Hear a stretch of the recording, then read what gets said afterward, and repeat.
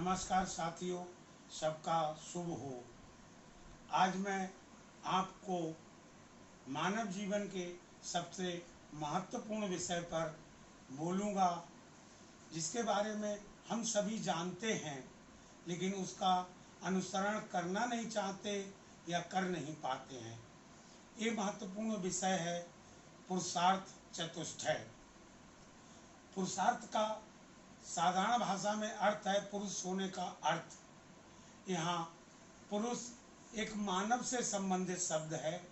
हालांकि मेल के लिए इंगित इसलिए कहा गया है कि इसके जो 4 अंग हैं, धर्म, अर्थ, काम, मोक्ष, प्राचीन काल में ऐसी उत्पादन की पद्धतियाँ थीं कि अर्थ पूरी तरह से पुरुष पर निर्भर था।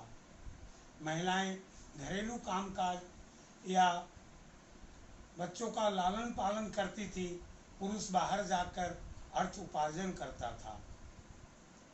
काम का सीधा अर्थ है कि हमारी जो ज्ञानेंद्रियां हैं उनकी तृप्ति।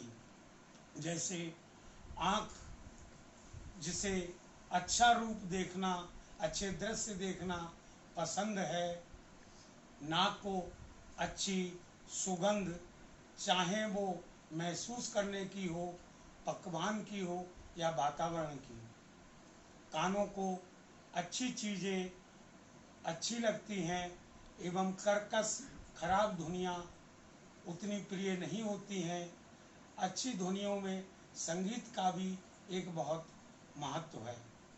जीवा स्वाद का कार्य करती है या स्वाद का निर्णय करता है, जिससे हम अपनी स्वादिष्ट चीज़ों का उपभोग करते हैं। 5वीं ज्ञानेंद्रिय है त्वचा, जो कि स्पर्श का कार्य करती है और स्पर्श से हमें बहुत कुछ ज्ञान प्राप्त होता है। वो वस्तु, व्यक्ति या कोई भी जीव हो, वो किस प्रकार का है, कठोरता है, मुलायमता है, इत्यादि इत्यादि। यहाँ वासना की पूर्ति में एक 5वीं अंग का भी वर्णन करना एक उचित होगा। हालांकि उसे ज्ञानेंद्रियों में नहीं रखा जाता है, जिसे जननांग कहते हैं, और पुरुष इसकी वासना के लिए भी लालायित रहता है और इसके परिणाम स्वरूप मानव निरंतरता संतानोत्पत्ति होती है। इन सारी इच्छाओं की पूर्ति के लिए हम निर्भर करते हैं कि इसके संसाधन कहाँ से आएंगे, इसके लिए अर्थ का प्रबंध कहाँ से होगा। उस अर्थ का प्रबंध एक पैसे के रूप में भी हो सकता है, वस्तु विनिमय के रूप में भी हो सकता है, या सेवाओं के रूप में भी हो सकता है। उपरोक्त दोनों चीज़ें, काम और अर्थ का अपना है। जहाँ काम एक लक्ष्य है, वहाँ अर्थ एक साधन है। इसी प्रकार से तीसरा अंग है धर्म। धर्म की यहाँ पर हम स्वतंत्र सत्ता नहीं कह सकते हैं। धर्म हमारे जीवन के विभिन्न कार्यकलापों को एक नियंत्रित करता है, संयमित करता है, जिससे समाज में एक सुख शांति बनी रहे, समाज एवं व्यक्ति का एक समुन्नत विकास होता रहे और प्रकृति का कोई भी अंग इससे परेशान ना हो।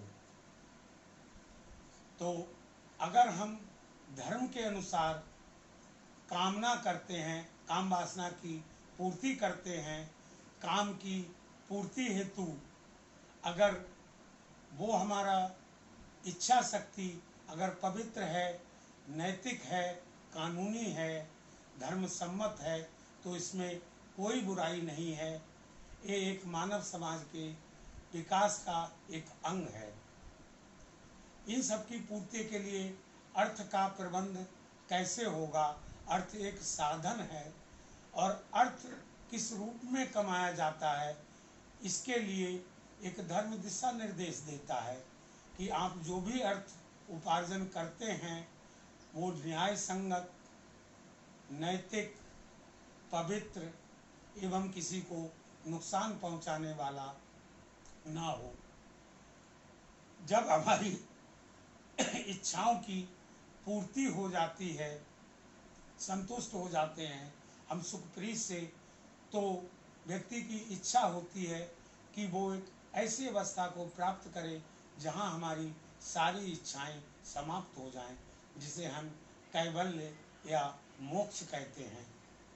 काम, अर्थ, धर्म, इन्हें हम लौकिक पुरुषार्थ करते हैं क्योंकि ये मानव जीवन में मृत्यु लोक में ही संपादित होते हैं, जबकि मोक्ष की परिकल्पना मृत्यु के बाद की गई है, इसलिए उसे अलौकिक पुरुषार्थ कहते हैं।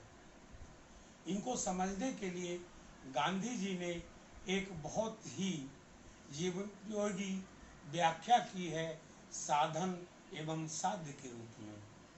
अगर हमारा साध्य पवित्र है और उस पवित्र साध्य के लिए हम पवित्र साधनों का प्रयोग करते हैं, तो ये मानव समाज एवं व्यक्ति के लिए हितकर होगा, विकासोन्मुख होगा।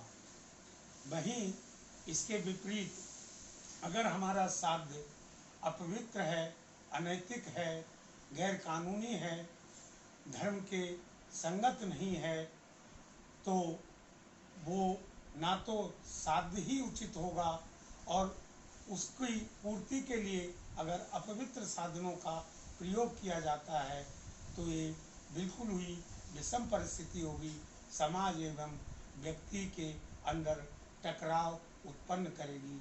आज के लिए बस इतना ही। जय देश हो।